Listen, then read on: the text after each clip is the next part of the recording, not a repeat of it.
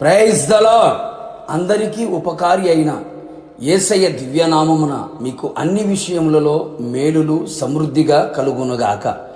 ఈ దినపు యేసయ్య జీవపు మాట 128వ కీర్తన 2వ చరణం.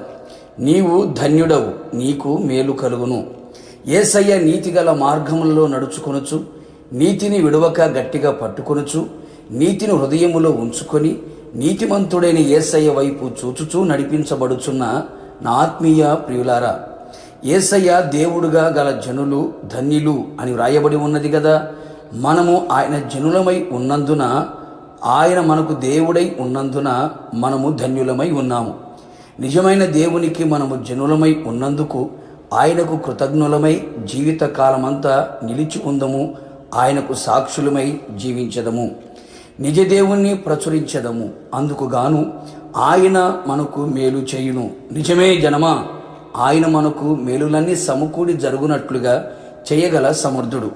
నిత్యము మనకు మేలు చేయుచు, మేలు చేయుటకు మన మీద దృష్టి నిలిపి మనకు మేలు చేయుచు ఆయన ఆనందించువాడే ఉన్నాడు.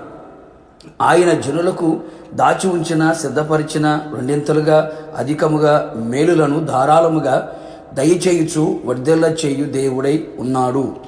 ఆయన ద్వారా ప్రతి మేలు పొందుటకు తగిన జీవితము మనము జీవించదము.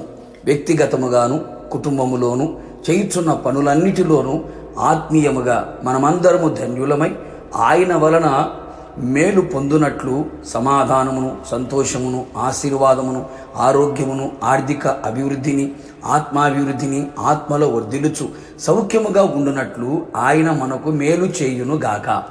అందుచేత మనమందరము ఆయనతో సహవాసము గలవారమై ఉందము.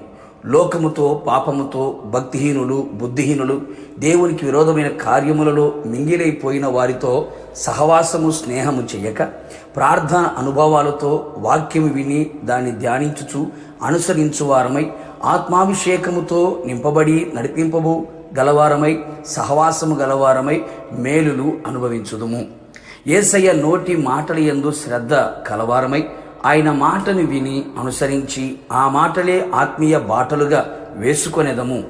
యేసయ్యనే ఎక్కువగా ప్రేమించుచు లోకమును, లోకంలో ఉన్న వాటిని మరి ఏదైనాను ప్రేమించక, అధికముగా యేసయ్య మీదనే మన కొరకు ప్రాణం పెట్టి తిరిగి లేచిన యేసయ్యనే ప్రేమించి ఆయన వలన మేలునన్నిటినీ అనుభవించదము.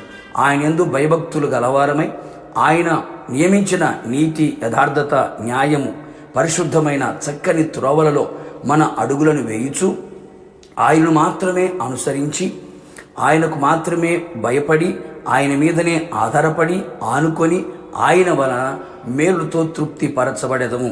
కావున నా దేవుని ప్రియులారా, ఈ విధమైన భక్తి జీవితమును జీవించి ధన్యులమై మేలు పొందుచు ఆయన మహిమగల రాకడ కొరకు మనమందరము సిద్ధపడేదము.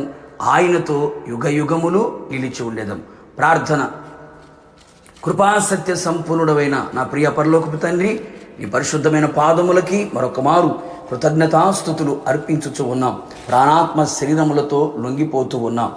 నీవు ధన్యుడవు, నీకు మేలు కలుగును అని సెలవిచ్చారు. అవును తండ్రి, మీరు మాకు దేవుడుగా ఉన్నందుకై మేము ధన్యులమై ఉన్నాం. మీరు మాకు మేలు చేసే దేవుడుగా ఉన్నందుకై మిమ్మల్ని స్తుతించుచు ఉన్నాం.